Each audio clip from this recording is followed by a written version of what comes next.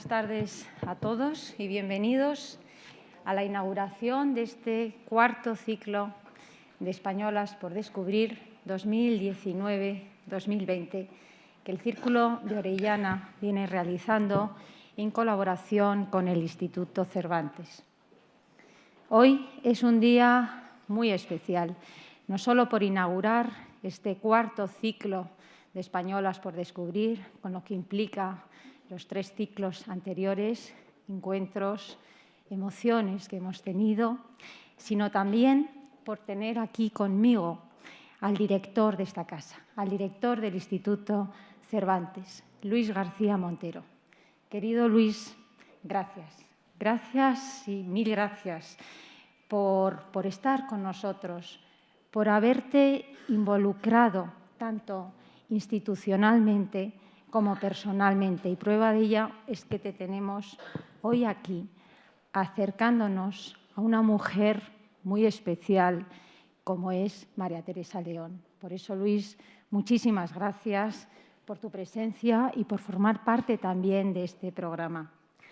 Yo te lo dije personalmente hace unos meses, pero ahora también lo quiero decir públicamente.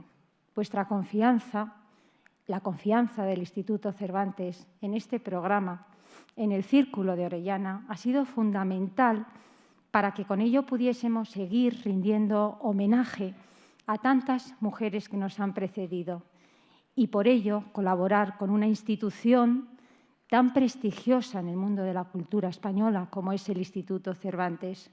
Eso para nosotras, para las orellanas, es un gran honor y también una enorme responsabilidad. Han sido ya más de 30 mujeres las que han pasado por estos 3 ciclos y por ello quiero dar las gracias a todos los ponentes que nos han acompañado. Todos ellos de una manera generosa se han involucrado para acercarnos las vidas de todas estas mujeres, sus vivencias, sus sueños, sus grandes sacrificios, sus ganas de seguir hacia adelante, aunque a veces no lo tuvieron muy fácil y también a través de ellos hemos ido viendo en cada una de ellas un gran ejemplo, a través de sus esfuerzos, de sus compromisos y de sus logros. Me vas a permitir, Luis, que les cite a nuestros ponentes, porque todos ellos también representan a nuestra sociedad, nuestra cultura. Antonio Garrigues Walker, Guillermo de Osma, Lola Gabarrón, que hoy nos acompaña, Mónica Luengo, que también nos acompaña, Lorenzo Caprile, Inés Sánchez de Madariaga, Sara Catalán, Marta García Muñoz, Alberto Ballarín, Mariluz González Peña, que también está hoy con nosotros, Almudena de Arteaga, Manuel Hidalgo, Soledad Fox Maura, Eduardo Torres Dulce, María Elvira Roca Barea, Darío Villanueva, Javier Moro, Inés Martín Rodrigo, Asunción Valdés, Íñigo Méndez de Vigo, Ángel Gabilondo, María José Rubio, que también está hoy con nosotros, o Rafael Ansón. Y por citar, además de Luis, los que en estos próximos meses, en este trimestre, el anticuario José Antonio Urbina o la directora de la Biblioteca Nacional, Ana de Santos, nos acompañarán. Nombres como Ana de Pombo, Conchita Montes, Maruja Mayo, la duquesa de Osuna, Matilde de Ucelay, María Luisa Elío, Beatriz Galindo, Anita Delgado, Lili Álvarez, Leonor de Austria, Constancia de la Mora, Gala Dalí, Catalina de Aragón, Juana de Castilla, Emilia Pardo Bazán, Isabel Barreto, Flora Villarreal, Sofía Torga, Adela Ginés, María Lejárraga, María Goiri, Carmen de Icaza, Isabel Zendal, Sofía Casanova, Carmen de Burgos, la duquesa de la Torre, Carmen Conde o Carmen Mir, y por citar, además de María Teresa León, a la Roldana, que la tendremos en octubre, o María Moliner en noviembre. La vocación de las 43 mujeres que constituimos el Círculo de Orellana ha sido y es compartir nuestras experiencias, tanto las profesionales como nuestras experiencias de vida, con la misión de contribuir a detectar el talento femenino, poniéndolo en valor y divulgándolo como parte de la sociedad civil a la que pertenecemos. Creo que entre todos lo podremos conseguir, y lo sabemos porque cada vez hay más personas que se quieren sumar a esta plataforma, que nos llaman, que nos escriben, que quieren participar, colaborar, etcétera. Por eso quiero dar las gracias muy especialmente también a todo el público que nos sigue mes tras mes cumpliendo con ese aforo completo, y también al público que a través de las redes sociales, del canal de YouTube, que el Instituto Cervantes ahí cuelga y se visibilizan todas las conferencias que aquí transcurren, nos siguen. Y antes de presentar, porque siempre presentamos a los ponentes, aunque a Luis realmente no tengo, vamos, es de sobra conocido, pero siempre decimos unas notas muy breves, me vais a permitir también que dé las gracias a las dos personas que han hecho este cartel que nos van a acompañar durante todos estos meses.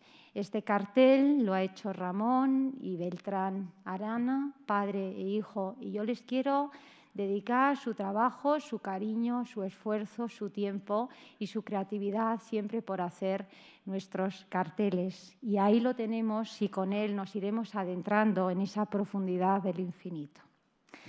Luis García Montero es catedrático de Literatura Española en la Universidad de Granada, en la que ha desempeñado diversos cargos, pero realmente Luis lo que eres es un enorme poeta, narrador y ensayista.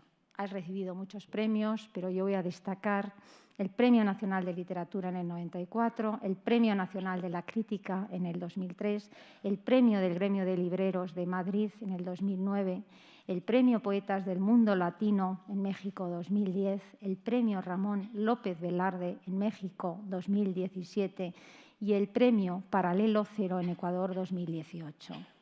Además, es una persona que ha estudiado la obra de grandes autores españoles y latinoamericanos como Gustavo Adolfo Bécquer, Rosalía de Castro, Rafael Alberti, Federico García Lorca, Luis Rosales, Rubén Bonifaz Nuño, Francisco de Ayala o José Emilio Pacheco. Profesor honorario de la Universidad del Mar de Plata, en Argentina, y en el 2017 ha sido nombrado hijo predilecto de Andalucía. Enhorabuena, Luis, por todo ello, y ya sin más, estamos deseando escucharte. Muchas gracias. Gracias.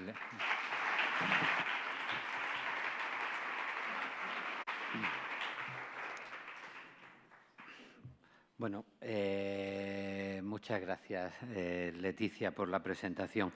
Como profesor de literatura, quiero decir que es para mí un honor estar aquí y poder aceptar la invitación de Leticia Espinosa de los Monteros, y como director del Instituto Cervantes quiero agradecer de verdad toda la actividad que en este ciclo desarrolla el Círculo Orellana. La verdad es que para nosotros es un motivo de alegría constante poder colaborar con el Círculo y ver cómo un proyecto como el vuestro tiene tanta repercusión y tanta aceptación entre el público que se reúne aquí constantemente para recordar a algunas mujeres muy significativas que son ya punto de referencia de nuestra historia contemporánea. De manera que, de verdad, a todo el Círculo, muchas gracias. Las doy como director del Instituto Cervantes y es un honor como escritor, como persona, estar aquí participando en este ciclo que vuelve a ponerse en marcha en el nuevo curso.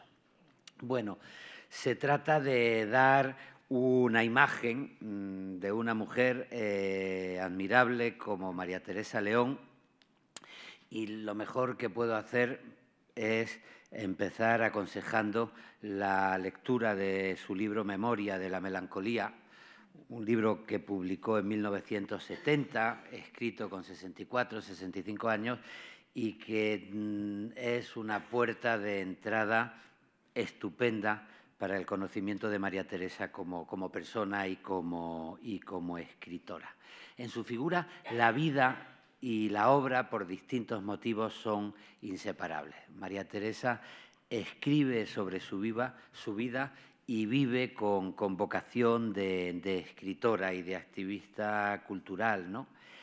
Y yo creo que esto tiene una causa profunda que me gustaría destacar desde el principio. María Teresa León es una mujer con una fuerte personalidad individual, invitada a la rebeldía desde muy joven por el mundo en el que se educó y en el que se crió, pero al mismo tiempo su personalidad individual se convierte en un puente hacia la vocación colectiva, hacia la significación colectiva. Es un yo que toma conciencia de que representa un tiempo, una postura que va más allá de su propia experiencia individual. De alguna manera todos somos persona y tiempo, somos un yo en una sociedad. Pero ella basó su apuesta vital y literaria en esa conciencia, una rebeldía individual que al mismo tiempo es un testimonio colectivo. En torno a María Teresa, claro, surgió desde muy pronto la leyenda. Una mujer que ponía los pies en la tierra y respondía con orgullo a una situación que no consideraba justa, pues enseguida provocó fama de mujer dura, autoritaria, con deseos de actuar y organizar las cosas a su modo. Pero en esa leyenda casi todo el mundo enseguida ve también la otra cara. Una mujer fuerte, pero al mismo tiempo una mujer muy generosa y muy bondadosa en su comportamiento con los demás. Recuerdo una simple referencia, la de su amiga Rosa Chazelle, otra de las grandes escritoras, narradoras de la generación del 27. Con ella coincidió en Berlín en 1923 y al hacer memoria dice que la recuerda al mismo tiempo como capitana de las legiones que agitaban España y como una mujer amiga, generosa, capaz de ayudar en las cosas más íntimas. Y la propia Rosa Chazelle dice: vuelvo a señalar el tono femenino de nuestra amistad. Quiero decir la actitud de una mujer ante la otra, que puede ser piadosa en cierto modo y maternal ante el oscurecimiento de la belleza. Elijo esta perspectiva de Rosa Chazelle porque la reivindicación de lo femenino, de la intimidad como ámbito de lo femenino, va a ser una de las claves de la narración de la literatura de María Teresa León. Rosa Chazelle la recordaba como capitana y como amiga maternal en las cosas más íntimas. La clave femenina tiene que ver también con su clave de rebeldía. En su vida y en su literatura, la afirmación en su identidad femenina tiene que ver con una respuesta a un mundo a veces muy hostil ante la independencia femenina. Ella da de sí misma una imagen de mujer preocupada por los sentimientos, pero también de mujer, y es una expresión suya, que a veces se tiene que terciar el mantón para responder. Me tercié el mantón para responder. En Memoria de la melancolía lo hice constantemente. Recuerdo un caso, Madrid, guerra civil, bombardeos, ve de pronto desesperados a los hermanos Solana porque están cayendo bombas que van a destruir toda la colección de su pintura que está en el estudio. Solana, los dos hermanos no se atreven a ir al estudio, hay dudas de quién se pone en peligro para ir al estudio y ella dice: me tercié el mantón y fui yo al estudio con un camión y salvamos todas las obras de Solana, ¿no? Bueno, pues es una mujer que se tercia el mantón y su rebeldía individual acaba adquiriendo una significación colectiva. y sobre todo en los dos ejes más importantes de su literatura. La situación de la mujer en España en los primeros años del siglo XX y también la experiencia del exilio de los que perdieron la guerra civil y tuvieron que abandonar su país en 1939. En los dos casos, su vocación literaria es una forma de luchar contra el olvido. Escribe a partir de 1939 para mantener la memoria de la cultura y de la sociedad republicana perdida, y escribe también para dar testimonio de la importancia de las mujeres no reconocidas en su valor.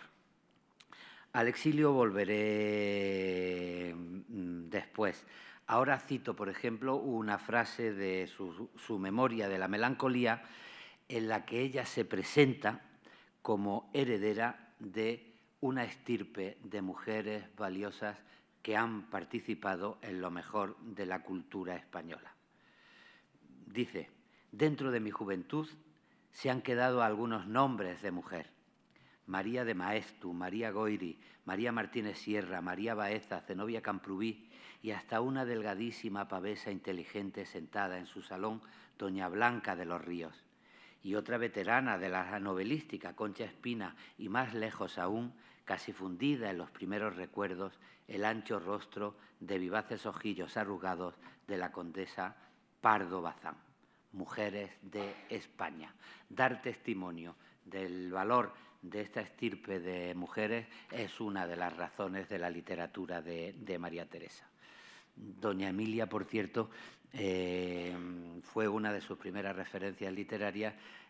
Por amistad con la familia, la conoció de niña y le regaló un libro con una dedicatoria a la niña María Teresa León, esperando que nunca olvide su vocación literaria, y ella entiende parte de su vocación literaria como una lealtad a ese encuentro con doña Emilia Pardo Bazán. Bueno, María Teresa León ya, por fortuna, en los últimos años ha sido muy estudiada. Quien quiera un conocimiento minucioso de su biografía, pues puede contar con ensayos como el de José Luis Ferris, Palabras contra el olvido, vida y obra de María Teresa León, que publicó la Fundación José Manuel Lara en 2017, o un muy interesante estudio de Benjamín Prado, Los nombres de Antígona, que se publicó en Aguilar en el 2001. Y su literatura ha sido estudiada por maestros como Gregorio Torres Nebrera, que le dedicó un gran libro, Los espacios de la memoria, la obra literaria de María Teresa León, o como Juan Carlos Estebanez Gil en su libro María Teresa León, Escritura, Compromiso y Memoria. Yo voy a hacer un resumen con algunas interpretaciones personales de una escritora que ya está bien estudiada y que por fortuna es conocida. María Teresa León, esta mujer que tenemos en la espalda, a ver si me entiendo con el PowerPoint, porque yo en 38 años de profesor de literatura es la primera vez que voy a utilizar un PowerPoint. No sé, me da rabia ir renunciando al protagonismo de la palabra, pero bueno, creo que merecía la pena para enseñar algunas fotos que me parecen significativas y para ver también la significación de algunos de sus libros que desde el diseño van mostrando una historia de la cultura española. María Teresa León y Goiri nació en Logroño un 31 de octubre de 1903. Un poquito después, su padre, que era militar, fue destinado a Madrid, y Madrid fue en realidad la ciudad de su infancia y de su primera adolescencia. En sus recuerdos literarios siempre hay testimonio de la difícil existencia de las mujeres. Su madre, que era maravillosa, Oliva Goiri, a mí me decía Rafael Almetti, a mí de verdad que me gustaba era la madre de María Teresa, que era maravillosa, pues la niña la recordaba como una mujer con grandes ataques de celos que se humillaba por los amoríos de su marido. Con el padre se llevó muy bien, fue un militar que participó en la guerra de Cuba, que volvió a España y que amparó a su hija mucho, pero por lo visto el hombre era muy mujeriego y Oliva Goyri perdía con frecuencia los nervios por culpa del padre. Y también recuerda escenas de, bueno, anécdotas de la memoria familiar de la pobre abuela materna, doña Rosario, casada con otro hombre mujeriego, don Hipólito Goyri. Don Hipólito Goyri no fue ni a dormir con su mujer ni en la noche de bodas. Se fue de juerga y llegó al día siguiente. La sacó de la cama para decir, vente, que nos vamos a Andalucía a viajes de novios sin haber dormido con ella. Y, por lo visto, doña Rosario sufrió también bastante. Hay una anécdota que me gusta recordar, como estamos en el Instituto Cervantes y defendemos que la riqueza del español se basa en el respeto a los matices y a la variedad. Pues hay una escena estupenda de cuando llegan a Andalucía el abuelo Hipólito y la abuela Rosario. La abuela Rosario entró a comprarse una seda y recuerda a María Teresa León. De este viaje mi madre no recordaba haber oído más que mi abuela lloró mucho y un día, al entrar en una tienda, cuando preguntaba en buen castellano por el precio de una seda, le contestaron asombrados de verla tan blanca, tan alta, tan rubia. Señora, aquí no hablamos inglés. Pronunciaba tantas eses que parecía inglés más que español. Bueno, Juan de Valdés decía, Nebrija, el primer autor de la gramática española, sabe mucho latín, pero no habla buen castellano porque es andaluz. Pues aquí de ese comentario se vengaban los andaluces diciéndole a doña Rosario en su buen castellano, aquí no hablamos inglés. Bueno,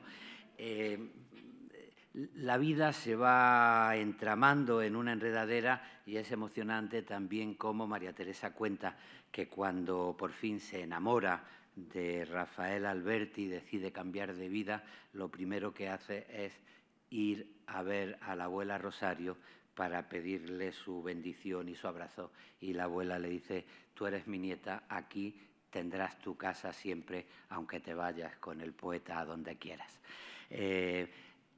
La complicidad entre mujeres está muy en la base de la literatura de María Teresa León desde el principio y por eso en su narrativa, incluso en la más comprometida, y será una de las claves de Memoria de la Melancolía, hay una necesidad de distinguir entre lo que podemos llamar historia y lo que podemos llamar vida. La historia es la historia de los héroes, de las hazañas, de los debates políticos.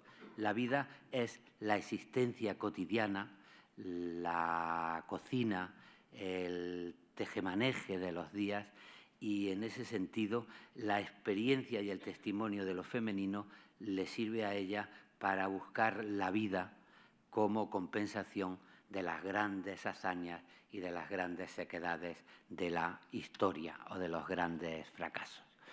En sus recuerdos, y ya ha sido estudiada en este ciclo, pues es inevitable traer la memoria de María Goyri.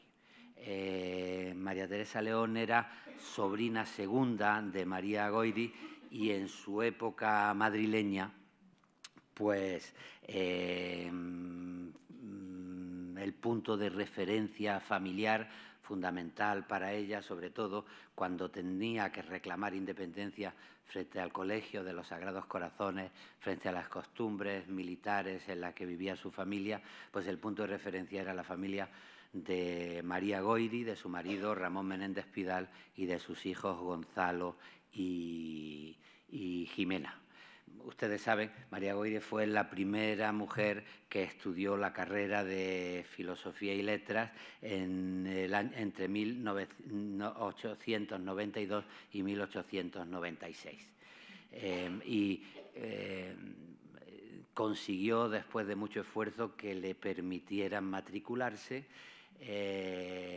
y para eso necesitó un permiso de cada catedrático diciendo que estaba dispuestos a aceptarla en su clase, y después la facultad organizó sus estudios de la manera siguiente. Llegaba doña María, la recibía el decano, la llevaba a su despacho, la encerraba en su despacho, y después cada profesor, antes de empezar la clase, iba por ella, la recogía y cuando acababa la clase la devolvía al despacho del decano para tenerla al margen de... En los recuerdos de María Goyri hay una cosa que a mí me emociona especialmente, porque después ya en los años 20, cuando empieza a multiplicarse, y en los años 30 la presencia femenina en la universidad, dice, si van a una facultad verán cómo hemos ganado la batalla. Y otra cosa que dice, que a mí me parece fundamental, es que aquello era una falta de respeto a los hombres. Es decir, pero ¿qué idea se puede tener de los hombres para tener encerrada a una mujer en un despacho como si no fuesen capaces de respetarnos? Me pareció una cosa inteligentísima de doña María. No sé si han visto en la exposición de Menéndez Pidal que tenemos arriba. Pueden comprobar una ficha del gobierno militar de Burgos del año 38 diciendo María Goyri, mujer inteligentísima, preparadísima y peligrosísima. Ha pervertido a su marido, a su hija y a su hijo. Es sin duda una baza peligrosísima de la revolución. La pobre doña María Goyri. Bueno, doña María no solo le prologó el primer libro, sino que parece que le costeó también el primer libro a María Teresa León, Cuentos para soñar, y la referencia de cultura en libertad de la casa de sus tíos, don Ramón y doña María, será fundamental para ella. En 1917 la destinaron al regimiento destinaron al padre al regimiento Lanceros de Borbón en Burgos, y bueno, allí cambió un poco su experiencia de libertad en la gran ciudad por lo que era vivir en una ciudad mucho más pequeña. Ella dice que la expulsaron, cuenta en Memoria de la Melancolía, que la expulsaron del Colegio de los Sagrados Corazones por estar leyendo a Dumas y a Víctor Hugo. Su primo Gonzalo de Sebastián dice no, la expulsaron porque se escapó 3 o 4 veces del colegio. Nada de por leer a Víctor Hugo y a Alejandro Dumas. Bueno, vamos a ver. María Teresa León estableció relaciones sentimentales con el hijo de un profesor de Burgos, que también era soldado de su padre, Gonzalo de Sebastián, y se quedó embarazada en 1919, a los 16 años. El padre, que la amparó, quiso evitar el escándalo, pidió destino a Barcelona, se la llevó a Barcelona y después allí se casó con Gonzalo de Sebastián el 1 de noviembre de 1920, con 17 años, y su hijo primero, Gonzalo, nació unos días después, el 11 de noviembre de 1920. Las relaciones fueron muy, muy difíciles. Hubo una primera separación, después una reconciliación, nació su segundo hijo, Enrique, y ella pues vivió un matrimonio difícil, y por eso una de las claves de toda su narrativa es la imagen de la mujer mal casada, de la mujer mal maridada, ¿no? De la boda equivocada. Ella resistió hasta 1928.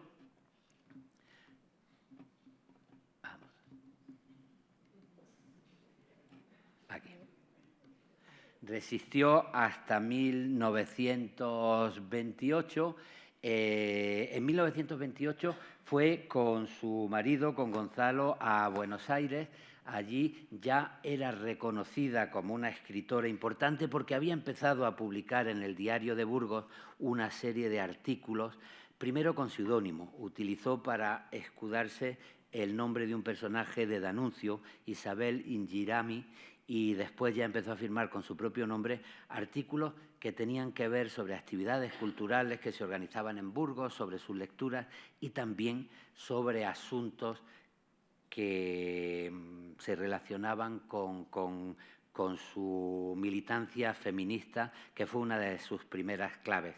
Se convirtió en una referencia de las mujeres que luchaban por su independencia en Burgos y tuvo cierta complicidad con otra escritora de la ciudad, María Cruz Ebro, autora de una novela un poco escandalosa, Un pecadillo de amor, porque el protagonista era un sacerdote que tenía una historia de amor. Las situaciones y los argumentos son cuando hay desequilibrio y siempre la debilidad femenina sufre más que la condición masculina. Pero es interesante la reflexión que hace de su condición femenina, porque va a tener que ver con sus propuestas literarias que desde el principio nacen de una meditación consciente sobre el significado de la escritura.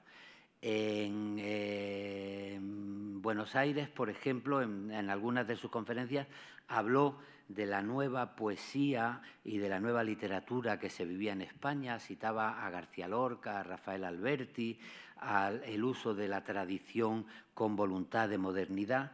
Y también planteó la necesidad de un feminismo español, por ejemplo, en una conferencia que pronunció en Buenos Aires, en el Club Español, con el título La mujer en el hogar y en la vida. Me interesa señalar que, por una parte, defiende la necesidad del feminismo y, por otra parte, defiende que el feminismo no se convierta en una moda de frivolidad que lleve a renunciar a algunas características representadas en la condición de la mujer que a ella le merecen la pena defender.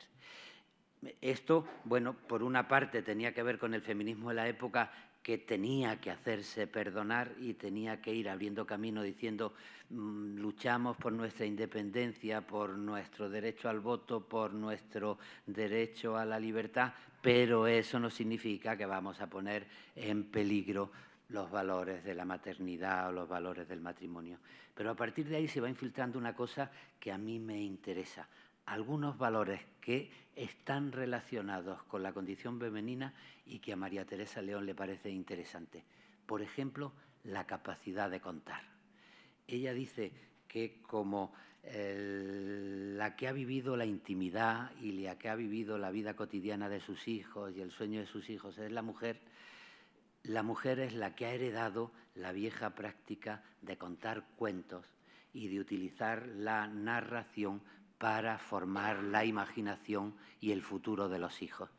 Y muy poquito después, en 1930, publica en la Gaceta Literaria un artículo que se titula La narradora, y donde dice que ella se dedica a la narración porque se dedica a reivindicar la actividad oral del cuento, una actividad fundamental para la educación de los hijos, porque el relato y la imaginación es fundamental para la educación de las personas, y que eso ha sido un valor de la condición femenina.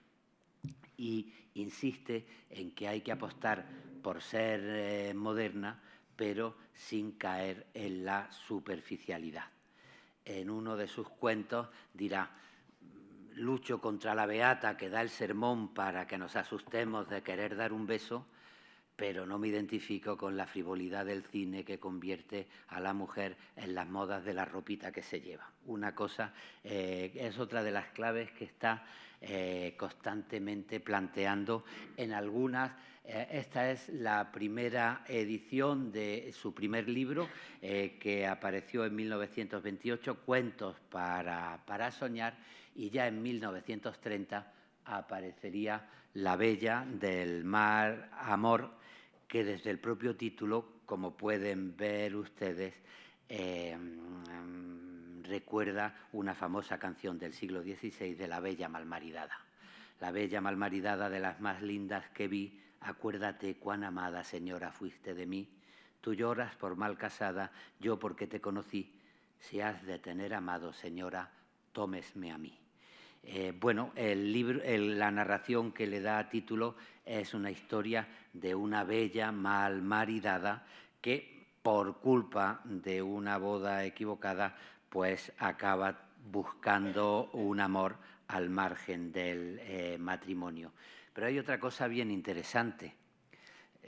Ella se ha educado en casa de Menéndez Pidal y de María Goyri, el Centro de Estudios Históricos, la recuperación de los romances del Cid Campeador, del cancionero medieval, fue una baza fundamental en el horizonte de la mejor literatura española.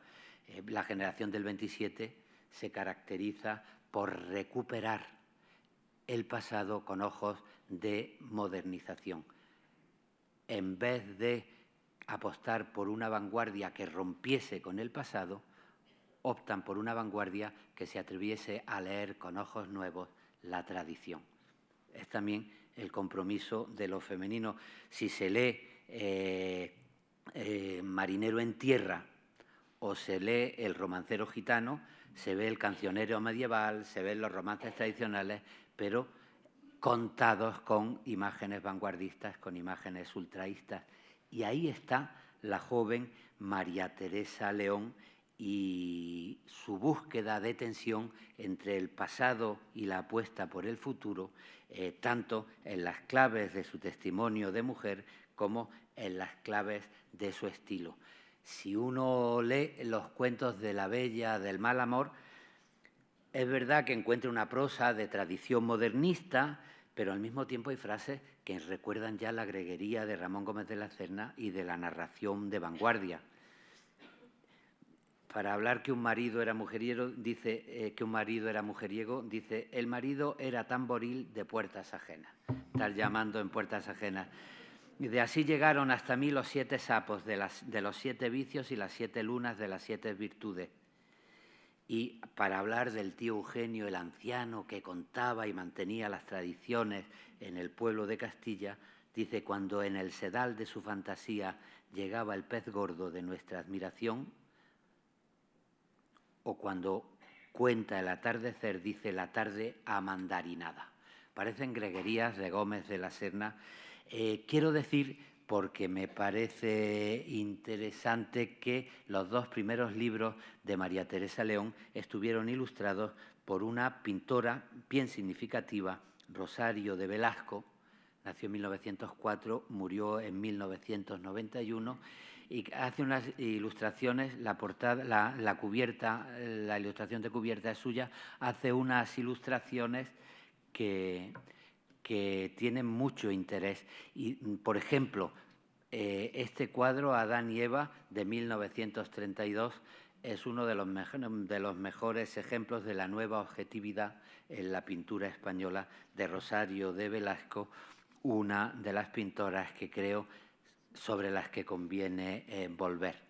Bueno, voy a ir rápido, pero sí quisiera decir que María Teresa se separa en 1928, que va a Madrid, que entra en contacto otra vez con la familia de Pidal y de María Goyri, que se relaciona con la literatura de Madrid del momento y que, según recuerdan Rafael Alberti y María Teresa León, en la lectura de una obra de teatro que estaba haciendo para amigos Rafael Alberti, La Santa Casilda, pues se conocen y se enamoran. La Santa Casilda la hemos podido fechar en los últimos meses de 1930, y las noticias de la prensa de lecturas entre amigos de Santa Casilda suelen salir en los primeros días de 1931. Creo que sería entonces cuando se conocieron y se enamoraron. Sobra decir, todos los cotilleos que encontramos en los epistolarios de la época. Rafael Alberti salía de un amor tormentoso con la pintora Maruja Mayo, y uno se encuentra en los epistolarios, por ejemplo, de Pedro Salinas a Jorge Guillén. Ya está el niño Rafael haciendo de las suyas. Me ha dejado plantado con la Maruja Mayo y con la Santa Casilda y se ha fugado con María Teresa León. Cosas de ese tipo entraron en los cotilleos de la época. Esto que les enseño es un libro bien emocionante. Rafael Alberti había ganado el Premio Nacional de Literatura en 1924 por Marinero en Tierra. Entonces daban el dinero y el autor tenía que ir a recoger el manuscrito y llevarlo a una imprenta. Cuando recogió su original, Rafael Alberti, se le cayó el voto del concurso de Antonio Machado, que estaba en el jurado, diciendo que el libro que más le gustaba era el de Marinero en Tierra.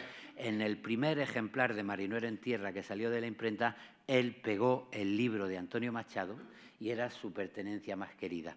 Cuando se enamoró de María Teresa León, le regaló ese ejemplar a María Teresa, se pintó él como alguien que estaba naufragando, a María Teresa como una virgen que aparecía para salvarla del naufragio, y desde entonces María Teresa convirtió este ejemplar en un álbum de familia.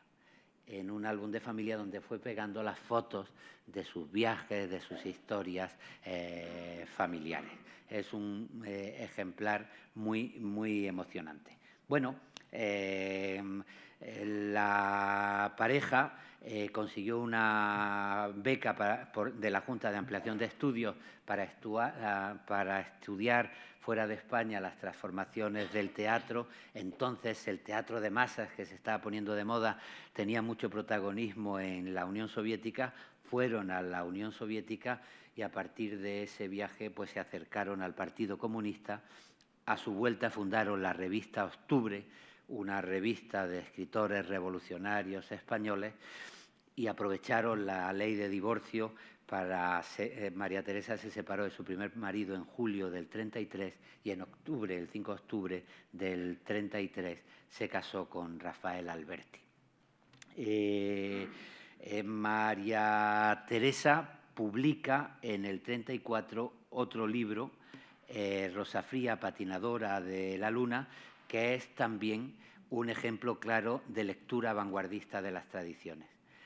Si ustedes leen El romancero gitano de Federico García Lorca y leen La luna bajó a la fragua con su polizón de nardo, verán cómo es un intento de convertir en mundo metafórico la realidad.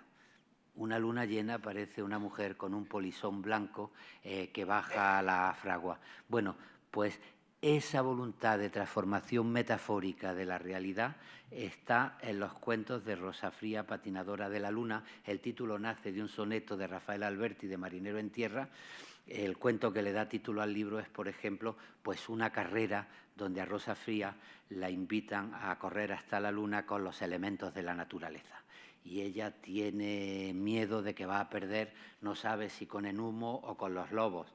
Y cuando llegan los lobos, pues se dice, por ejemplo, llegaron los lobos con sus largos rabos como si fueran militares con sables. Y el rabo que cuelga del lobo se identifica con la imagen del militar al que le cuelga un sable, ¿no? Bueno, viajaron al primer Congreso de Escritores Soviéticos en 1934.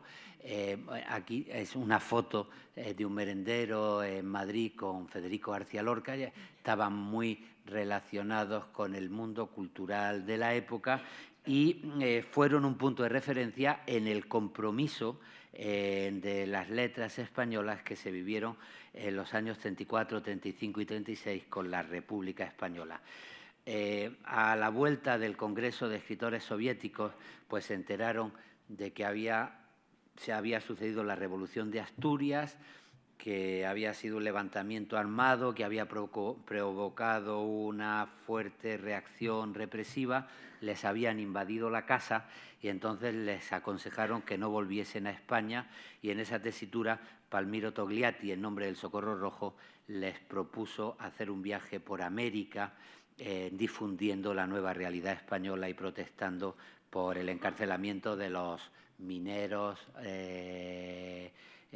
asturianos, y ese fue un viaje muy importante que los mantuvo durante 1935 por América y donde se afianzó mucho el compromiso y la militancia de Rafael Alberti y de María Teresa León. Allí ya María Teresa León en México publica un libro, Cuentos de la España actual, donde más que la metáfora vanguardista es una literatura realista hablando de la situación en la que vivía España. Pongo un ejemplo para ver de qué manera sigue en otro tono literario el realismo, pero siguen algunas claves propias de María Teresa. Un matrimonio malo. El obrero, ella espera en su casa que llegue todas las noches borracho. Está esperando. Un día llega de pronto y dice que se va a ir porque se va a sumar a la Revolución de Asturias. Entonces ella no se lo cree, pero de pronto llega un piquete para darle un arma y para que se vaya. Él está dudando y está esperando que ella le diga: tú no te vas de la casa, tú te quedas aquí, porque no quiere comprometerse. Y cuando ve que el marido duda, la mujer se tercia el mantón y dice: darme la escopeta a mí, que ya estoy cansada de esperar a este hombre, y se va ella con los piquetes en vez de irse el marido. Se siguen repitiendo este tipo de escenas. Bueno, cuando vuelven se han convertido... esta es una ilustración que hizo Rafael para Rosa Fría, patinadora. Cuando vuelven se convierten en punto de referencia del Frente Popular. El 9 de febrero de 1936 pues se le hace un homenaje a María Teresa y a Rafael, se firma un manifiesto de apoyo al Frente Popular y ahí ven ustedes con el puño en alto a Alberti, a Lorca, a Vicente Alexandre, al musicólogo Adolfo Salazar, a Concha Méndez, a Arturo Serrano Plaja, a Alto Laguirre y a Pablo Suero, que fue un periodista que agitó mucho la literatura comprometida. España levanta el puño es uno de los libros de Pablo Suero. Bueno, la guerra les sorprendió en Ibiza. Ellos se habían ido después del largo viaje por América y de toda la participación en la campaña del Frente Popular, estaban cansados, se fueron a Ibiza a descansar y allí les sorprendió la guerra civil. Después de una peripecia grande donde estuvieron a punto de perder la vida, pues se salvaron porque Ibiza fue tomada por el ejército que había dado el golpe de Estado, pero durante unos días la Marina republicana volvió a hacerse dueña de la isla y esos pocos días en los que fue republicana Ibiza fueron aprovechados por María Teresa y Rafael para salir de la isla y venir a Madrid. Pueden resumir la memoria de María Teresa en la Guerra Civil, primero en toda la labor que ella realizó, especialmente en la Alianza de Intelectuales Antifascistas. La Alianza de Intelectuales Antifascistas se había fundado en París en 1935. En España se extendió mucho después del golpe de Estado del 36. Ellos estaban en un edificio de la calle Marqués del Duero y hicieron desde allí pues una actividad cultural muy importante en la guerra civil. Al bando republicano le interesaba dar el discurso que ya había sido propio de los frentes populares de los años 30. La legitimidad y la cultura estaban de parte de las democracias frente al fascismo, al nazismo, que era la barbarie. Y en ese debate de cultura-barbarie, pues las actividades de los intelectuales donde la guerra intentaban ser una marca de justificación, de legitimación del bando al que pertenecían. María Teresa León tuvo mucha importancia en la puesta en marcha de las guerrillas del teatro. Hicieron teatro en el Madrid sitiado. Por ejemplo, Rafael Alberti hizo una versión de La Numancia de Cervantes que se representó con gran éxito, porque el cerco de Numancia fue el cerco de Madrid entre el 36 y el 39, se le hacían homenajes a Federico García Lorca. Ahí está María Teresa León representando con Santiago Ontañón, Don Perlimplín y Belisa en su jardín, una de las obras de de Federico García Lorca, y especial importancia tuvo para ella la despedida de las Brigadas Internacionales en 1938 y la representación de una cantata para los héroes y la solidaridad de los pueblos que había escrito Rafael Alberti, cuando ella representó el papel de España. Y desde el exilio recordó una y otra vez que cuando ella salió diciendo soy España, todas las brigadas internacionales y hasta el coronel Miaja se levantaron y se pusieron firmes, y ella con un escalofrío hizo el Parlamento de España frente a un ejército puesto en pie y firme, ¿no? Y ella reivindica la palabra España como una palabra que es de todos y que puede poner en pie y en firme a un ejército. Claro, en el exilio, la reivindicación de España como un valor de los españoles estaba en contra de los que utilizaban España como un valor solo del bando franquista y en contra de las izquierdas que creían que sentirse español era reaccionario y que no se podía ser progresista sintiendo el valor de España. Otro papel importantísimo de María Teresa León estuvo en la salvación del patrimonio histórico. Ella se terciaba el bastón y fue a recuperar pues, los Grecos en Toledo, los Grecos en el Escorial, y puso en marcha la salvación de las obras del Museo del Prado. Estaban cayendo bombas incendiarias en el Museo del Prado. Después eso ya se hizo sistemáticamente por una junta de salvación que dirigió un pintor y catedrático, Timoteo Pérez Rubio, el marido de Rosa Chazelle, pero en la improvisación inicial Rafael Alberti y María Teresa León pues tuvieron un valor importante en sacar, por ejemplo, de un museo bombardeado pues las Meninas de Belángel y el Carlos V de Tiziano.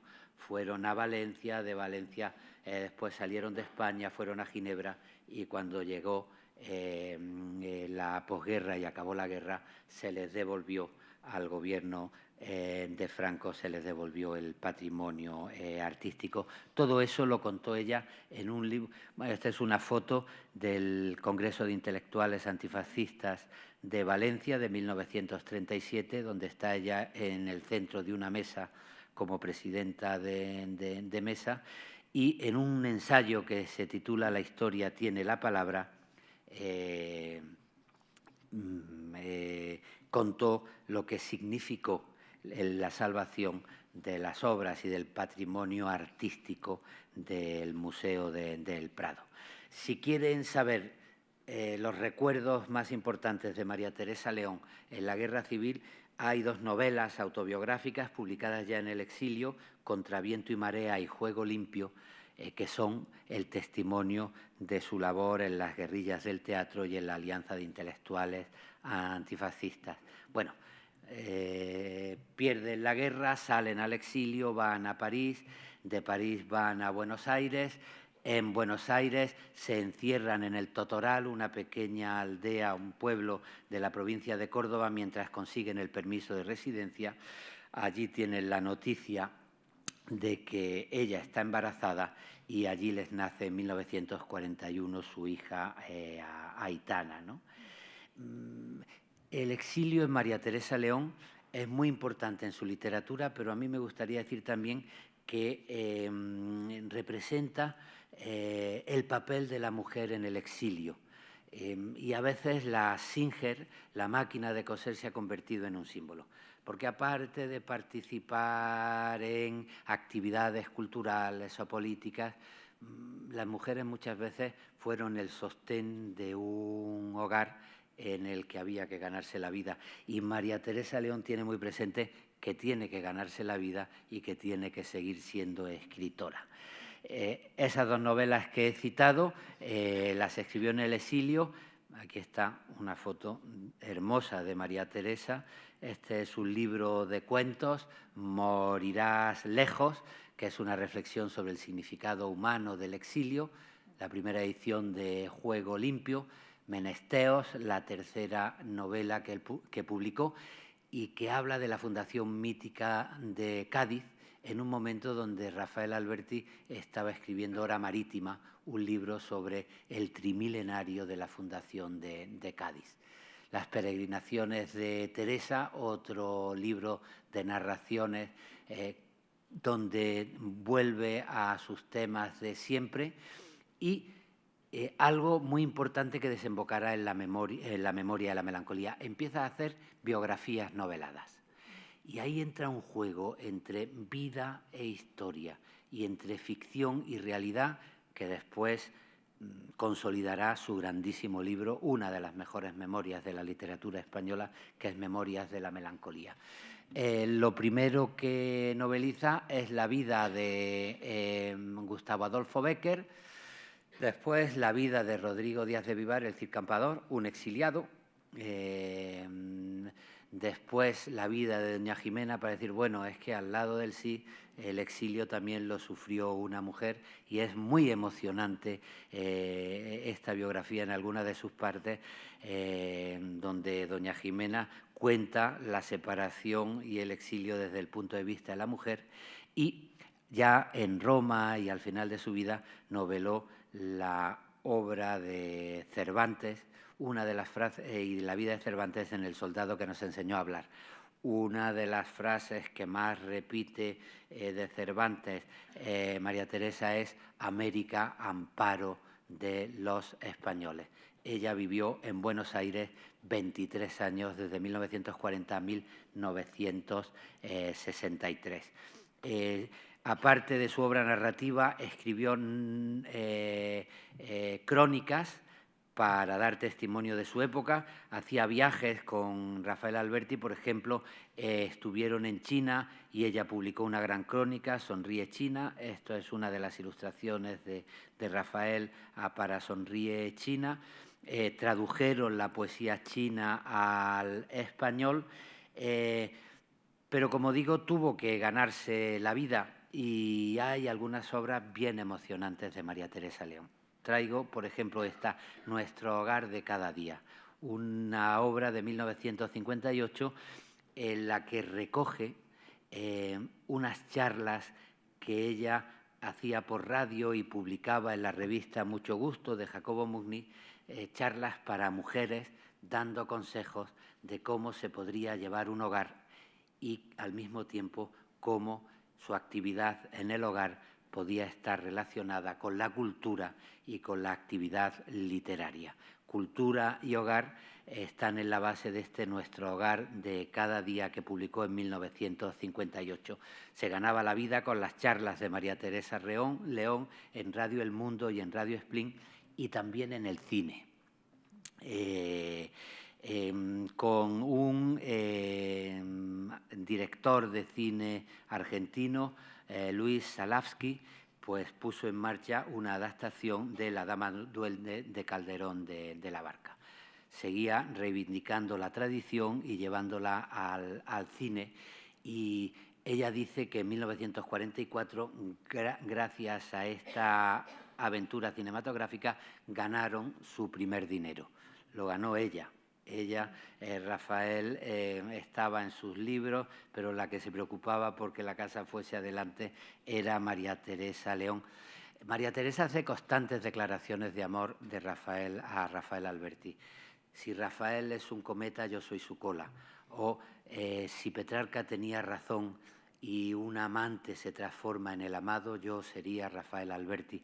Pero de vez en cuando tiene indirectas y son muy significativas también.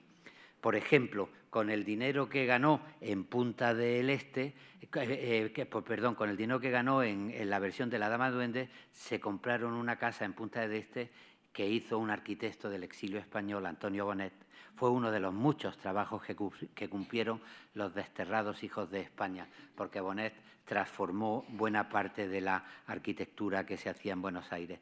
Y a partir de ahí, pues construyen la casa, ¿no? Y escribe María Teresa León.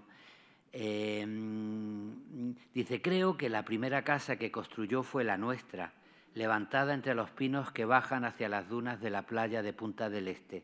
La bautizamos La Gallarda, porque todas las casas que tuvimos se llamaron con algunos títulos de las obras de Rafael. Qué narcisismo, ¿verdad? Ella había ganado el dinero de la casa, pero Rafael dijo, la ponemos La Gallarda. Dice, qué narcisismo, ¿verdad? Bueno, siguió escribiendo y un poco antes de irse a Italia publica Fábulas del tiempo amargo en 1962, que entra en contacto otra vez con las lecturas más modernas de la vanguardia que en los años 60 se estaban haciendo en Europa y se estaban haciendo en España. Pero, como digo, todo desemboca en Memoria de la melancolía. En el 63, siguiendo a su hija Aitana Alberti y huyendo de la situación política argentina, se acercan a España y eligen Italia para vivir y desarrollan los 14 años que le faltaban del exilio en Italia. Ahí está con su hija Aitana. Y ahí es donde escribe Memoria de la melancolía. Señalo mínimamente para acabar alguna clave de Memoria de la melancolía. Desde la introducción, distinguir historia y vida. Yo sé que se han escrito muchos libros sobre los años irreconciliables de España. La guerra dejó su historia cruda y descarnada. Las batallas se cuentan ya fríamente e igual sucede con las diferencias políticas. Se han evitado las palabras tristes en los libros para dejarlas heroicas. No sé si esta sequedad la encontraréis justa. Yo me siento aún colmada de angustia. Y la mejor manera de mantener la parte vital frente a las fechas y los líderes heroicos es contar la vida cotidiana del exilio frente a los grandes sucesos políticos de la época. En uno de sus cuentos, en Morirás lejos, se llama La hora del caballo y lo que cuenta es la llegada de Hernán Cortés a México desde el punto de vista de un caballo. La mirada del ser humilde frente al gran héroe.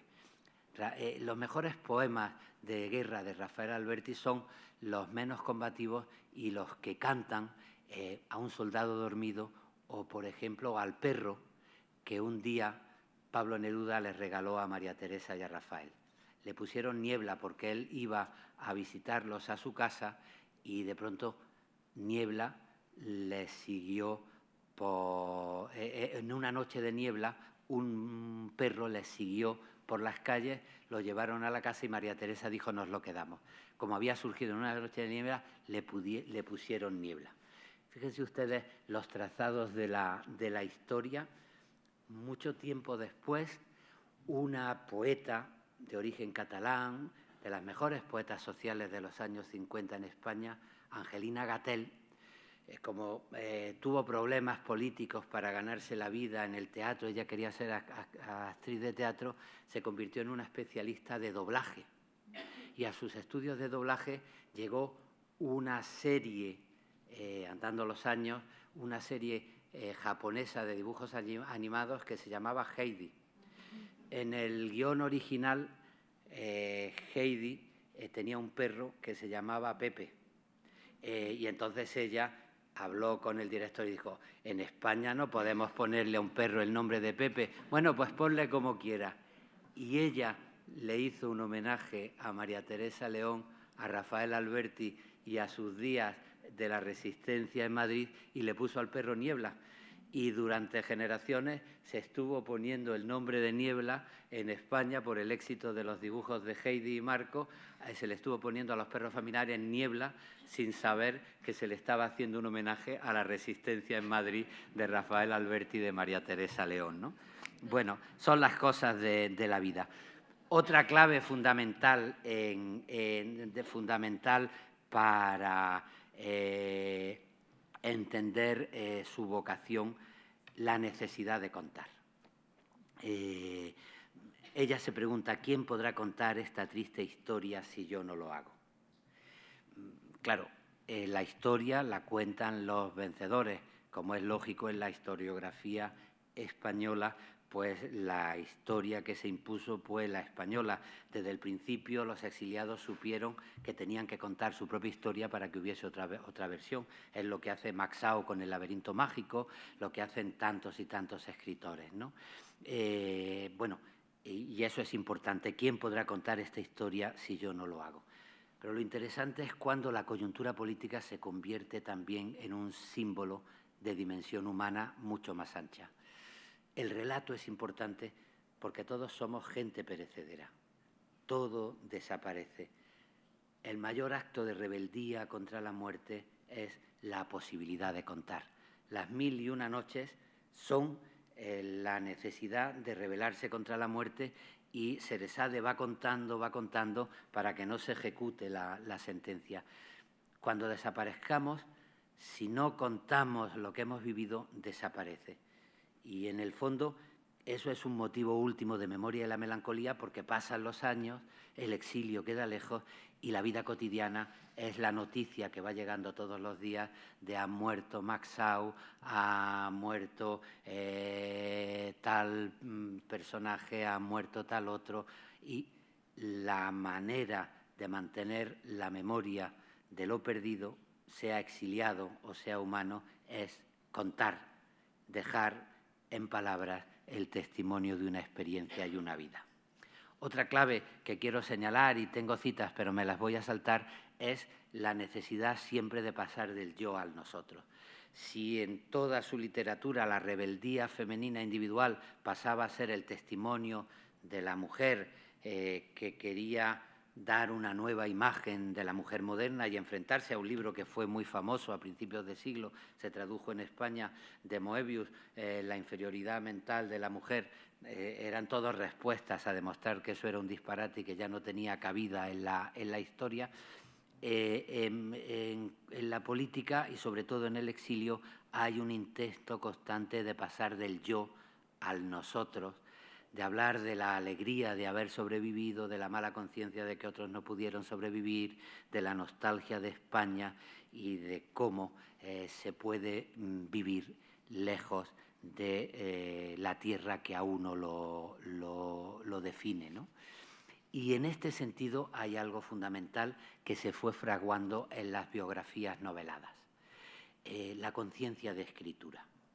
Si ustedes leen La memoria de la melancolía, se darán cuenta que tiene razón María Teresa León cuando, leyendo las memorias de Corpus Varga, un periodista republicano, el que acompañó al exilio a Antonio Machado y a su madre, una de las escenas más emocionantes de la salida al exilio en España, el gobierno le había dado credenciales a Antonio Machado para salir de España, le acompañaba su madre, Ana Ruiz. Consiguieron no ir al campo de concentración de Argelès porque le habían buscado casa en Collur, y cuando llegaron en tren a Collur el pueblo estaba en obras. Machado pudo llegar a su casa, a la pensión de Madame Quintana, apoyándose en un bastón, pero la madre no podía ya andar y la llevó en brazos Corpus Varga. Y cuando la estaba llevando en brazos, la anciana Ana Ruiz se acercó al oído y le dijo: pero dígame usted, ¿cuándo llegamos a Sevilla?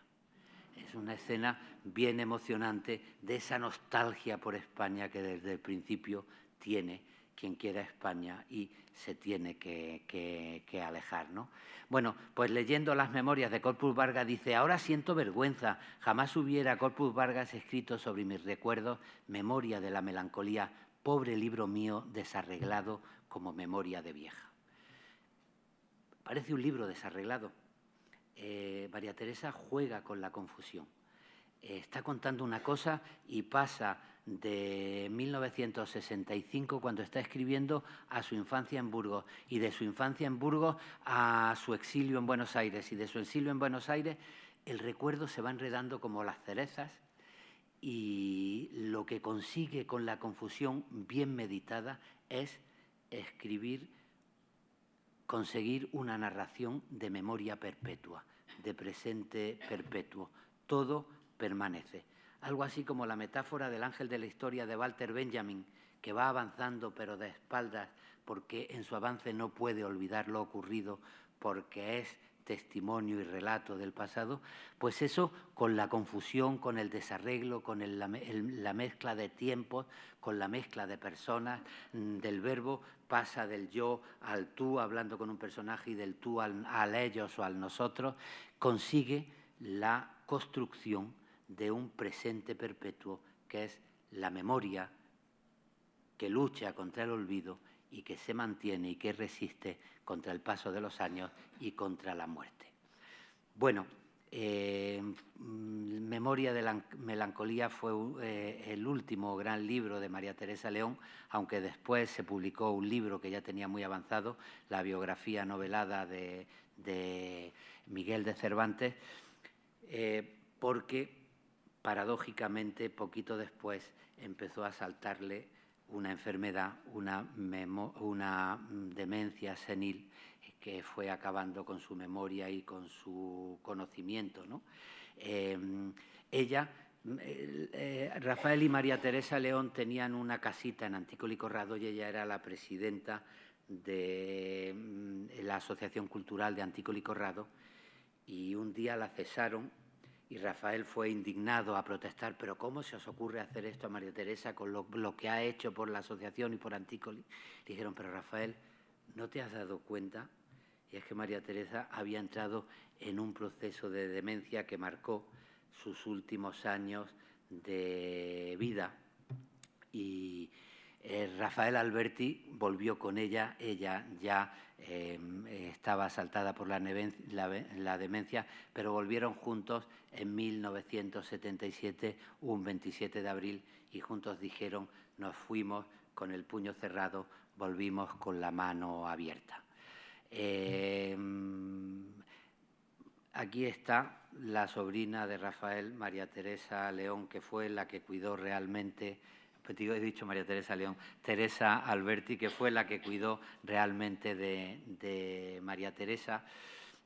A mí me contaba Rafael que, bueno, al principio intentó hacerse cargo de María Teresa con la ayuda de la familia. Aitana vivía fuera, la hija vivía fuera, pero es que en uno de los viajes que hizo Rafael para participar en una conferencia, se dieron cuenta de que la mujer que la cuidaba en la casa para ganarse un sobresueldo se la llevaba a hacer horas en otras casas, y como María Teresa no conocía, la sentaba en la cocina y ella se dedicaba a ganarse un sobresueldo en otras casas.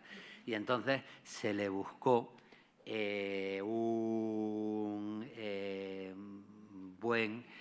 una buena clínica en Majadahonda, donde vivió María Teresa sus últimos años.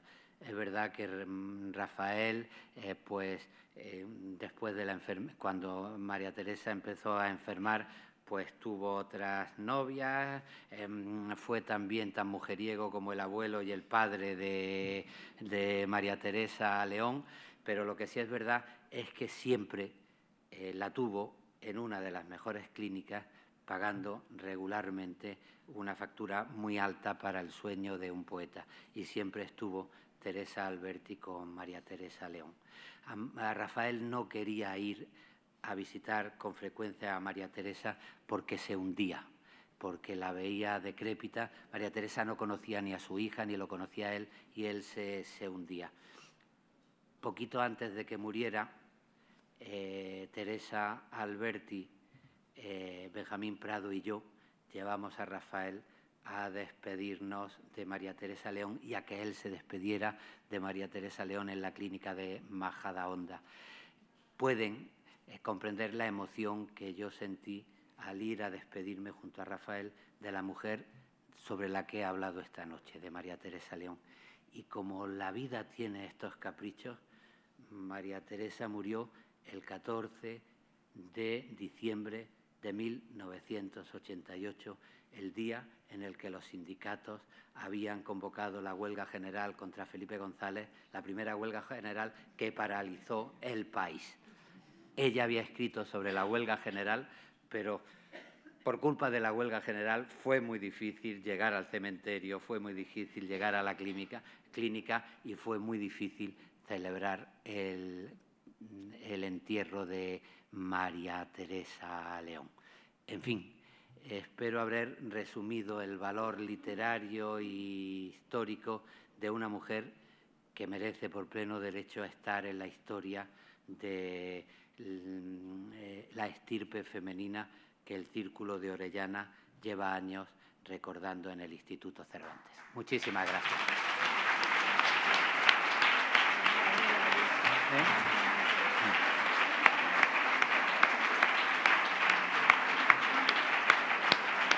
Muchas gracias.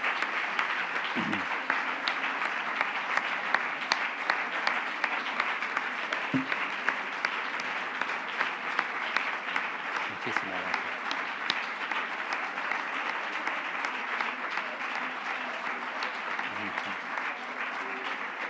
Gracias.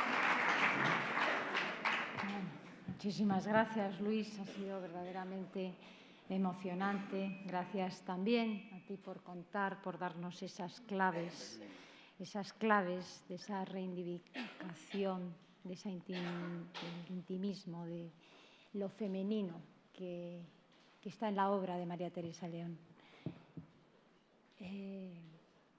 Bueno, yo no sé si algunos de ustedes, como en otras ocasiones, quieren hacer alguna pregunta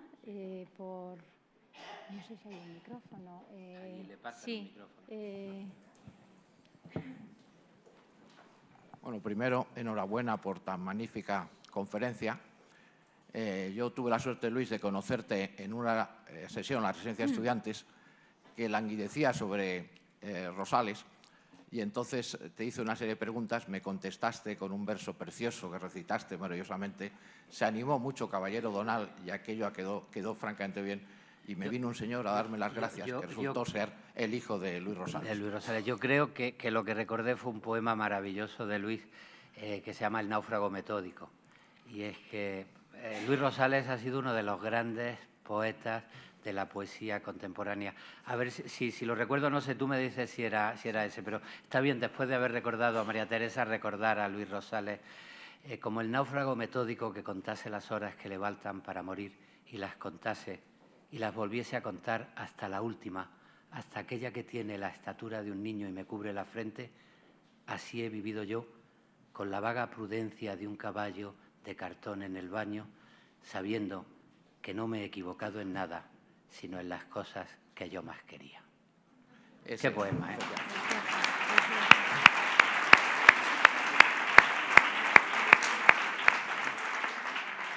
Yo traté con mi tía Aurora Albornoz, que no está entre nosotros, profesora de literatura en la Autónoma, le hice alguna interpretación de Modesto y Alberti, los dos del puerto de Santa María, sobre Imán y Ramón J. Senner, y en fin, Alberti le dijo que yo tenía razón. Pero hoy tengo que hacer un poco de abogado del diablo.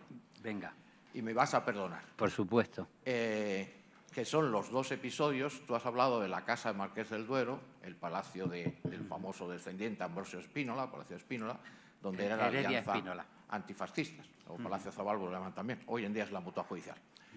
Y entonces llega, ya te comenté una vez en la Biblioteca Nacional, con mis compañeros catedráticos de literatura en la Universidad de Manu de Antúnez, yo digo que la mejor poesía, tú sabes mil veces más que yo de eso, escrita en castellano, quizás sea la de Miguel Hernández a Pablo Latorriente, Te quedarás en España, compañero. Bien, entonces, lo que había sufrido Miguel Hernández en la sierra es tan tremendo que cuando llega al palacio se encuentra Alberti y María Teresa León todos vestidos, con los grandes uniformes del Marqués de Spínola, con los caldos de la bodega. Y entonces dijo aquello tan terrible: esto está lleno de putas, hijos de putas. Le dijo Rafael Alberti: atrévete a decir esto. En fin, yo lo digo porque en la biografía de María Teresa León de mi amigo José Luis Ferris, yo tengo mis dudas de que sea verdad, de que le llamaron, que fue a su casa al final de la guerra. Tengo entendido que se encontraron en un coche cuando iban con Hidalgo de Cisneros. La cosa es que le dio un tremendo bofetón cuando el episodio, tanto que perdió una pieza dental, y ya se juraron un odio que ya no salvaban para siempre. Y entonces llega el segundo momento culminante, que es, al final, yo lo he escrito con bastante detalle, te voy a regalar la revista Frente de Madrid, un artículo muy amplio mío sobre eso, del puente aéreo que hacen los republicanos para marcharse del aeródromo secreto de Monóvar a Orán. Que yo digo que esa guerra empieza con un dragón rapiz, el de Franco, y termina con 2 dragón rapiz. En uno se va Dolores Ibarruri, con una serie de personajes muy importantes, y yo me carteo mucho con el comandante de la aeronave en la que se van María Teresa León y Rafael Alberti, con Bronislav Manislowski, nada menos que que llegaría viceministro de la URSS, vicepresidente, mejor dicho, y ministro de Defensa de la URSS, con Núñez Maza, que era el ministro en funciones del aire con Hidalgo Cisneros, y con Cordón, el que toma el Santa María a la cabeza. Y entonces había tantas dudas sobre los tripulantes que va con la pistola apuntándoles a Amador Silverio. Y en un momento dado da una pasada, porque poco antes habían intentado secuestrar a Dolores Ibarruri, y entonces da una pasada por un pueblo, que es Totana, y inmediatamente Núñez Maza saca la pistola también.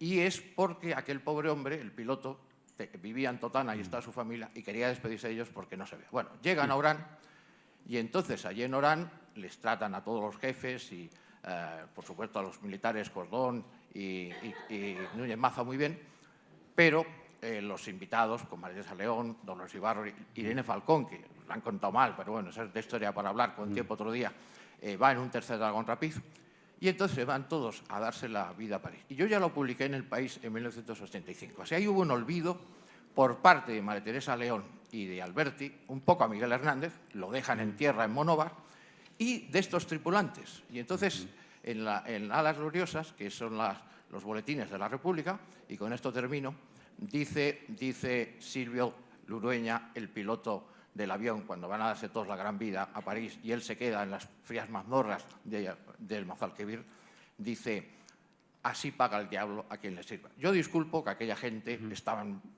preocupadísimos de que puedan ser secuestrados, unos fueron a Toulouse, otros fueron a Orán, los que iban a Toulouse tenían que sobrevolar territorio ya dominado por Franco. O sea, tenía una tensión tan terrible que quizás fuera disculpable.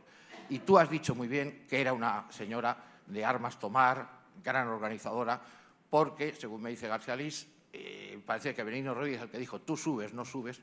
Quien decidió eso, en gran parte, fue María Teresa León. Y por eso se quedó Miguel Hernández allí. Bueno, me siento hacer abogado de diablo, pero te felicito por tu estupenda conferencia. Te cuento lo que yo sé y lo que yo he estudiado. En primer lugar, tu tía Aurora de Albornoz, que fue una de las grandes críticas de la literatura y de la poesía española, muy amiga mía, a la que le debo mucho, tiene uno de los ensayos sobre memoria y melancolía más inteligentes que yo he leído. Como ha recordado Aurora, quería yo recordarla.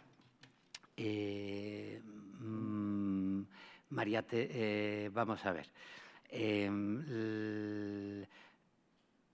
Las relaciones con Miguel Hernández fueron bastante difíciles desde el primer momento. Miguel Hernández fue un poeta que se educó en una cultura muy clerical y que cuando llegó a Madrid en sus primeros momentos,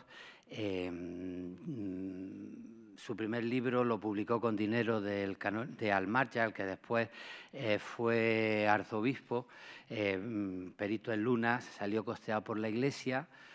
La literatura fascista intentó utilizar la imagen del poeta pastor inocente frente a los proyectos republicanos de educación pública, y además Miguel escribió unos poemas muy duros criticando a las mujeres republicanas, diciendo que en Madrid todas las mujeres eran putas y todos los hombres eran maricones. Eso está publicado. Cuando llega por fin y se establece en Madrid y toma conciencia de la situación, sobre todo en su relación con Pablo Neruda y con la vida política, y después de que las guardias de asalto le pegan una paliza, va a casa de María Teresa y Rafael y les dice: vosotros tenéis razón, quiero entrar en el Partido Comunista. Y entra. Miguel Hernández tenía una personalidad muy difícil.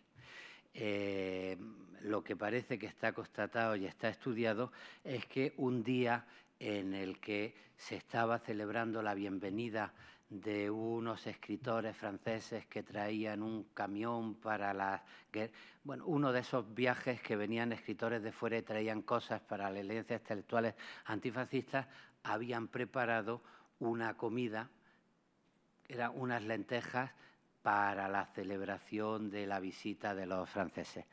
Y entonces, al llegar Miguel Hernández, y fue muy propio de él, durante un tiempo después, cambió completamente a partir de 2 detalles en los que no voy a entrar, tuvo que dar lecciones. Y quiso decir que en realidad estar celebrando esa comida en la alianza con los visitantes extranjeros eran traicionar a los soldados que estaban combatiendo de verdad por España en las trincheras. Las crónicas de guerra de Miguel Hernández a veces son muy duras. Y estos tíos cobardes que quieren escaparse de las trincheras, con 2 cojones a morir en las trincheras, porque si no os voy a llamar maricones y no sé cuánto y no sé qué. Bueno, y con esa actitud llegó allí y se le ocurrió escribir en una pizarra para protestar y meterse con María Teresa: todas las mujeres de esta alianza son unas putas. María Teresa le dijo: borra eso ahora mismo, y él dijo: no lo borro. Y entonces María Teresa se terció el mantón y le pegó un tortazo. Esa es la primera parte de la historia que cuenta y que está estudiada por la biografía. Cuando hizo la biografía de Miguel Hernández, tu amigo Ferri lo contaba con más claridad, después lo cambió porque había salido también el estudio de otra gente donde ponía las cosas en su sitio. Después, por lo que se refiere a la salida de Miguel Hernández, en la situación de derrota donde todo el mundo tenía que salvarse como fuese posible, Rafael y María Teresa fueron a ver a Miguel Hernández y decirle: nuestro amigo Morla Lin, que lleva la Embajada de Chile, como ha estado salvando y acogiendo gente columnista de Quinta Columna o gente que corría peligro de ser ejecutada por el bando republicano, ahora se ofrece a acoger a gente. Miguel, tú deberías ir con Morla Lin y salvarte. Miguel Hernández dijo que él no entraba en una embajada y que se iba. Y Miguel Hernández, en vez de hacer como Rafael y María Teresa, de intentar salir de España, pues se fue primero a ver a su familia y después, en vez de esconderse en algún sitio o de salir por donde le habían propuesto, pues se fue por la frontera de Portugal. Lo detuvieron. Rafael Alberti y María Teresa León se fueron al Levante y se presentaron en la última reunión del Partido Comunista, donde estaba decidiendo el Comité Central quién se quedaba para reconstruir el partido en el interior y quién salía fuera. A mí lo que me ha contado Rafael, y no tenía por qué mentirme, es que cuando los vio entrar, la pasionaria dijo: esos 2 no son del comité, echarlos.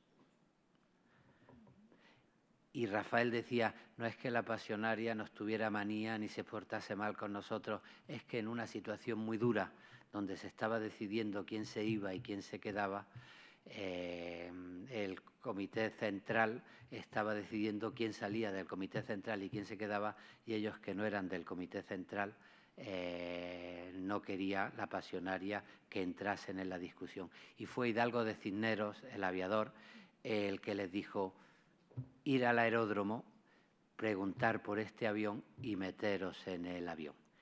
Y fue Hidalgo de Cisneros quien los salvó. como tú comprenderás, ellos no tenían muchas posibilidades de salvar a nadie y el consejo que le dieron, que no quiso aceptar Miguel Hernández, fue que se escondiese en la Embajada de Chile, donde se escondieron muchos republicanos que después salieron en alguno de los barcos con permiso negociado por el Gobierno de Chile con el Gobierno de Franco. Esa es la historia que yo he podido estudiar. Miguel Hernández, cuando fue detenido, tuvo la suerte de ser juzgado por que quería haber salido de España por la frontera de Portugal. Y entonces se fue a su casa. Rafael cuenta que fue un movimiento de Rafael de Neruda con José María Pemán quien consiguió la primera liberación de Miguel Hernández. Por lo que yo he manejado los documentos que se conservan en la Biblioteca Nacional de Chile, en realidad se debió a gestiones de Mor Lalín y a gestiones de José María Cosío, con el que Miguel Hernández había trabajado en la famosa enciclopedia de los toros. Bueno, el caso es que Miguel Hernández se fue a su casa y no le hizo caso a los que le dijeron vete de aquí, que estás en peligro, vete de aquí. Y de pronto salió que la causa que tenía pendiente no era la de haber querido escapar por Portugal, sino la de su actuación en la guerra, y entonces fueron a detenerlo, lo denunciaron sus propios vecinos de que estaba en Orihuela, lo detuvieron y lo condenaron a muerte. A mí, de verdad, me parece que hacer culpable de la suerte de Miguel Hernández a Rafael y a Mara Teresa, y no a los que dieron un golpe de Estado y a los que lo mantuvieron en la cárcel hasta que se murió, me parece cuando menos injusto. Pero bueno, te puedo decir lo que yo he estudiado, ¿no?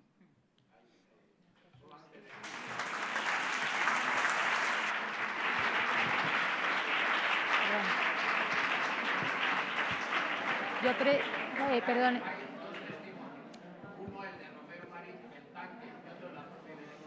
Bueno. Estuvo allí Miguel Hernández en Monóvar y no lo llevaron. Bueno. Y habrá ríos de tinta para escribir. Pues no hay ninguna. Bueno, y el tanque tenía más poder que Rafael Alberti en ese momento. A lo mejor fue el tanque el que debía a Romero Marín. Y no hablemos más tampoco del tanque que se chupó una clandestinidad aquí y no consiguió detenerlo la policía franquista.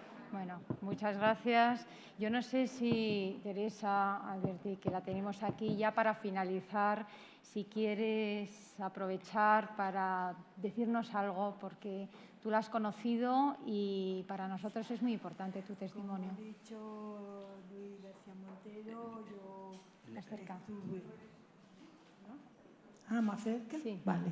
Bueno, tuve la suerte de estar con María Teresa prácticamente desde que llegó a España y él nunca supo que había llegado.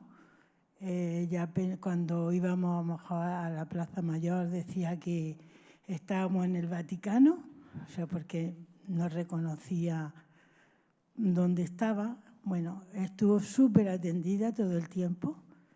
Tuvo una mujer que era chilena fantástica, que luego tuvo que marcharse y ya a María Teresa se le tuvo que operar 2 veces. Ya la anestesia le hizo pues perdió más memoria y se decidió llevarla a un sanatorio que estuvo muy, muy, muy cuidada. Rafael estuvo pendiente de ella, aunque no podía ir. Bueno, no es que no podía ir porque, como ha dicho Luis muy bien, se perturbaba mucho de verla en la situación, pero murió tranquila. Estuvimos muy poca gente porque hubo esa manifestación fantástica, además que creo que la provocó. Ya murió como vivió, ¿no? Y nada, pues daros las gracias por haber elegido a María Teresa y a Luis que también ha tenido mucho contacto con María Teresa y, por supuesto, con Rafael. Nosotros, Luis para nosotros es como si fuera un hijo. Hemos estado con él todo el tiempo. Y nada, y muchísimas gracias por haber elegido a María Teresa. Bueno, muchas gracias, muchas gracias.